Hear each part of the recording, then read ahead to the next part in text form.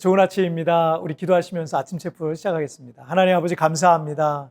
오늘 이 아침에도 예배 자리 또 이 체프에서 하나님을 향해 나아가게 하시는 정말 감사합니다. 매일 이 아침 체프 10분씩 조금씩 우리가 말씀이 쌓이고 믿음이 쌓이다 보면 언젠가 우리의 모습도 더 멋지고 아름다운 신앙인의 모습으로 성장해 있을 줄 믿습니다. 오늘 이 시간에도 주께서 내게 주시는 말씀에 마음을 비춰보고 하나님 오늘도 하나님의 말씀에 따라 한 걸음 한 걸음 나아가는 믿음의 삶을 살게 하여 주옵소서. 감사하며 예수님의 이름으로 기도하옵나이다. 아멘. 오늘은 제가 목소리가 좀 안 나와서 여러분 개인적으로 찬양은 개인적으로 하시면 되겠습니다. 자, 오늘 우리에게 주신 하나님 말씀은요, 사무엘하 17장 1절부터 5절까지의 말씀 제가 봉독해 올리도록 하겠습니다. 아히도벨이 또 압살롬에게 이르되 이제 내가 사람 12,000명을 택하게 하소서. 오늘 밤에 내가 일어나서 다윗의 뒤를 추적하여 그가 곤하고 힘이 빠졌을 때 기습하여 그를 무섭게 하면 그와 함께 있는 모든 백성이 도망하리니 내가 다윗 왕만 쳐 죽이고 모든 백성이 당신께 돌아오게 하리니 모든 사람이 돌아오기는 왕이 찾는 이 사람에게 달렸음이라. 그리하면 모든 백성이 평안하리이다 하니 압살롬과 이스라엘 장로들이 다 그 말을 옳게 여기더라. 압살롬이 이르되 아렉 사람 후세도 부르라. 우리가 이제 그의 말도 듣자 하니라. 아멘. 우리는 인생을 살아가면서 매일 어떤 선택의 순간을 맞게 되죠. 일상의 작은 선택부터 인생에 있어서 아주 중요한 선택도 하게 되는데 그 한 번의 선택이 인생의 방향을 완전히 새롭게 하기도 합니다. 하지만 그것이 긍정적이고 바르고 좋은 결정이면 더할 나위 없이 좋겠지만 어떤 선택은 최악의 선택이 되어 돌이킬 수 없는 비극적인 결말을 얻게 되기도 합니다. 그리고 그 어리석은 판단과 결정으로 인해서 언젠가 땅을 치고 후회하게 되는 그런 날이 되기도 하죠. 왜 사람은 어리석은 판단과 결정에 이르게 될까요? 자, 오늘 본문은 다윗의 셋째 아들인 압살롬의 반역 사건을 배경으로 하고 있습니다. 이 압살롬은 다윗의 아들 중에 가장 아름다운 외모를 갖고 있는 아들이었는데 그의 여동생인 디나가 배다른 형제인 다윗의 장남 암논에게 강간을 당하게 됩니다. 그래서 그 원한을 풀기 위해서 형을 살해합니다. 여동생을 위해서 복수를 하죠. 그러나 그 일로 인해서 다윗 왕의 진노를 사게 되고 그는 아버지 다윗을 향한 섭섭함 등이 미움으로 커져서 수년 동안 삐뚤어진 마음으로 기회를 노리다가 반란을 일으켜서 아버지 다윗 왕을 쫓아내고 예루살렘 왕궁을 차지했던 겁니다. 왕의 자리에 스스로 앉았죠. 자, 오늘 본문인 사무엘하 17장 1절 말씀을 한번 보실까요? 아히도벨이 또 압살롬에게 이르되 내가 사람 12,000명을 택하게 하소서. 오늘 밤에 내가 일어나서 다윗의 뒤를 추적하여. 압살롬의 반역이 성공하여서 그가 예루살렘을 차지하자 다윗은 황급히 성을 빠져나와서 도피하게 됩니다. 그리고 다윗의 참모로서 왕을 배신하여서 압살롬의 반란을 도운 전략가인 아히도벨이란 자가 도망간 다윗 왕을 잡아 죽이고 반란을 완벽하게 마무리 지을 뛰어난 어떤 전략을 압살롬에게 말했던 겁니다.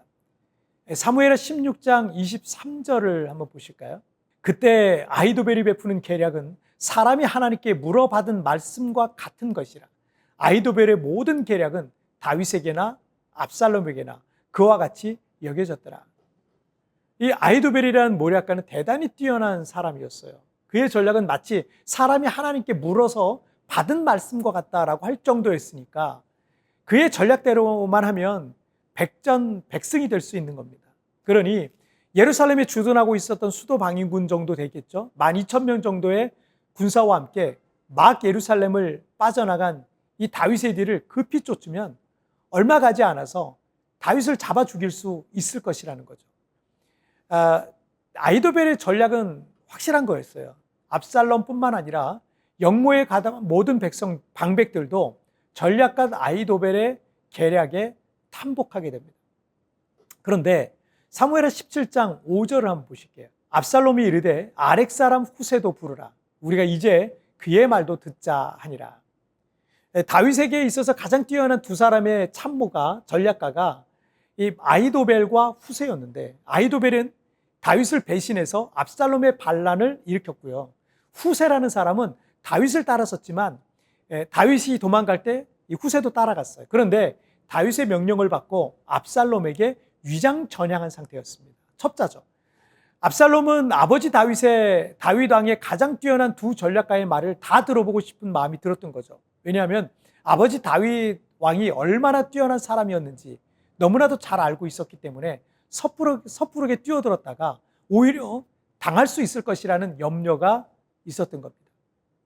후세는 위장 전향한 이 후세는 압살롬에게 아버지 다윗과 그를 보호하는 군사들이 얼마나 뛰어난 용사들인지, 과거 젊을 때부터 지금까지 이스라엘 전성기를 이끈 전쟁 영웅들이었다라는 사실을 크게 부각시켜서 말합니다.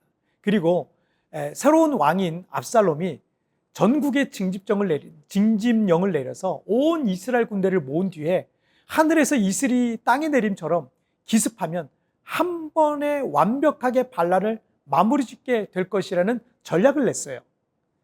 후세의 말과 전략은 사실 그럴듯했지만 이스라엘 전국에 징집령을 내려서 군사를 모으면 그만큼 시간이 필요하기 때문에 도피하고 있는 다윗 일행에게 시간을 벌어주려는, 그래서 다윗이 안전하게 피신할 수 있도록 그런 의도를 갖고 후세가 그런 전략을 냈던 거죠.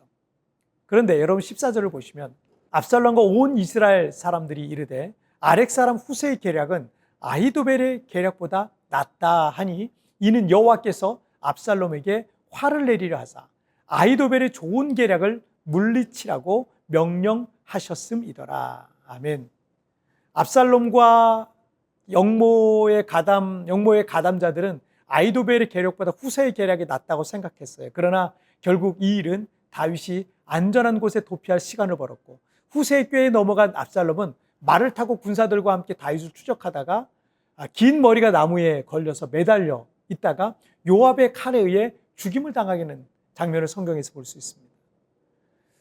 여러분 잠언 17장 20절에 보시면 마음이 굳은 자는 복을 얻지 못하고 혀가 패역한 자는 재앙에 빠지느니라 라고 하셨습니다. 마음이 삐뚤어진 사람은요, 바르게 듣고 바르게 볼 수가 없는 겁니다.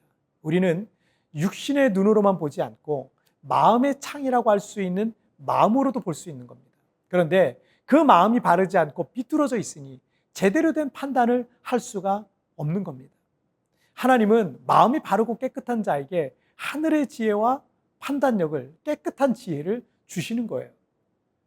하나님 앞에 바른 마음으로 살 때 하나님은 우리에게 가장 선한 길을 볼 수 있도록 우리를 그렇게 이끌어 주시는 것을 믿으시길 바랍니다.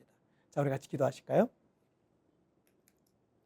살아계신 하나님 아버지 감사합니다. 아무리 똑똑하고 성공한 사람이라 할지라도 하나님 앞에 바르지 않으면, 바른 마음을 갖고 살지 않으면 바보 같은 결정과 선택을 하게 되는 것을, 어리석은 결정과 선택을 하는 것을 보게 됩니다. 하나님께서 하나님을 멀리하고 하나님을 경외하지 않으며 신앙적인 것을 멸시하는 이들을 어리석게 만드시고, 하나님을 경외하며 하나님을 두려워할 줄 알고 하나님을 바르게 섬기는 사람들에게 하늘의 깨끗한 지혜를 주시는 줄 믿습니다. 우리가 인생을 살아가면서 매 순간 어떤 결정과 선택을 해야 될 순간이 있지만, 그러나 그때마다 하늘의 깨끗한 순결한 지혜로 결정하고 선택하고 살아갈 수 있도록 주여 나를 붙잡아 주옵소서. 오늘 하루를 살면서도 여러 가지 결정과 선택의 기로에 있습니다. 하나님 나를 도와주셔서 하늘의 순결한 지혜를 더하여 주옵소서. 감사하며 예수님의 이름으로 기도하옵나이다. 아멘. 여러분 뒤편에 나오는 오늘의 묵상 보시면서 개인적으로 묵상하시고요. 짧게라도 뜨겁게 기도하시면서 오늘 하루 주님과 동행하시길 바랍니다. 내일 우리 굿모닝 촛불에서 뵙겠습니다. 여러분 승리하세요. 그런데 그 마음이 바르지 않고 비뚤어져 있으니 제대로 된 판단을 할 수가 없는 것입니다. 하나님은 마음이 바르고 깨끗한 자에게 하늘의 지혜와 판단력을 주시는 것입니다. 오늘 내가 바르고 깨끗한 마음이 되도록 묵상해 봅시다.